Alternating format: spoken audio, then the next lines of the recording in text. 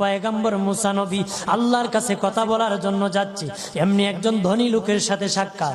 ধনী কয়, মুসা রে, ও মুসা, আমার এত ধন হিসাব রাখতে পারি না, আল্লাহরে জিগাইবানি কি করলে আমার ধন কমবে? মুসা নবী কয়, ঠিক আছে জিগাইব। একজন বৃদ্ধার সাথে একজন মহিলার সাথে দেখা।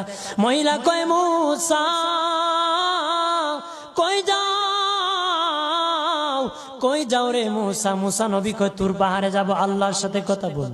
মুসা রে, আল্লাহরে জিগাইবানি, আমি গরিব মানুষ, আমি ভালো কিছু কিনতে পারি না, ছেলে মেয়েকে ভালো কিছু খাওয়াইতে পারি না, ভাঙ্গা গোর, এত গরিব, ভালো করে ঘর বানাইতে পারি না, আল্লাহরে জিগাইবানি কি করলে আমার উন্নতি হবে, ধনী হব, টাকা পয়সা হবে, আল্লাহরে জিগাইবানি।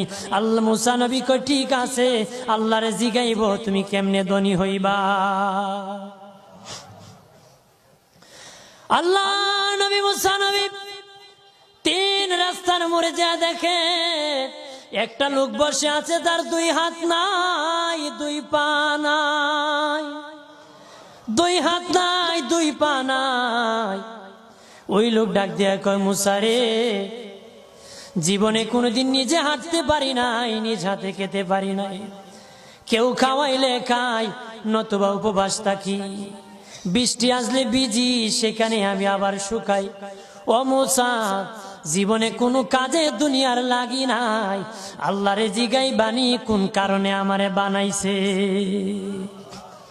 আল্লাহ কয়, জিগাই মনে। মুসা নবী কয়, আল্লাহরে তোর পাহাড়ে মুসা নবী, মুসা ছিল কালিমুল্লাহ, কথা বলার প্রেম ছিল, কথা বলতো, কথা বলার প্রেম ছিল। কথা বলতে বলতে শেষ দিকে আল্লাহ গো, আসার সময় তিনটা লোক আমার কাছে প্রশ্ন করেছে। একজন লোক হলো ধনী, কিভাবে তার ধন কমবে গো? আল্লাহ বলেন, মুসা রে,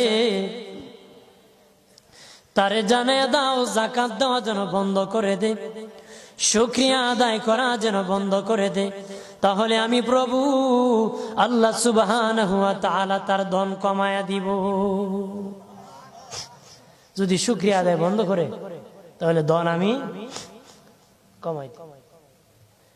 এরপরে মুসা নবী বলে, ও মালিক, আল্লাহ একজন মহিলা বলেছে তার গরিব মানুষ, গরিবী হালত যায় না, যত ইনকাম করে, তার একটা ভাঙ্গা ঘর, ভালো ঘর বানাইতে পারে না গো। ও প্রভু, কি করলে তার ঘর উন্নতি হবে, তার অবনতির থেকে উন্নতি হবে? আল্লাহ বলেন, মুসা রে, মহিলারে জানে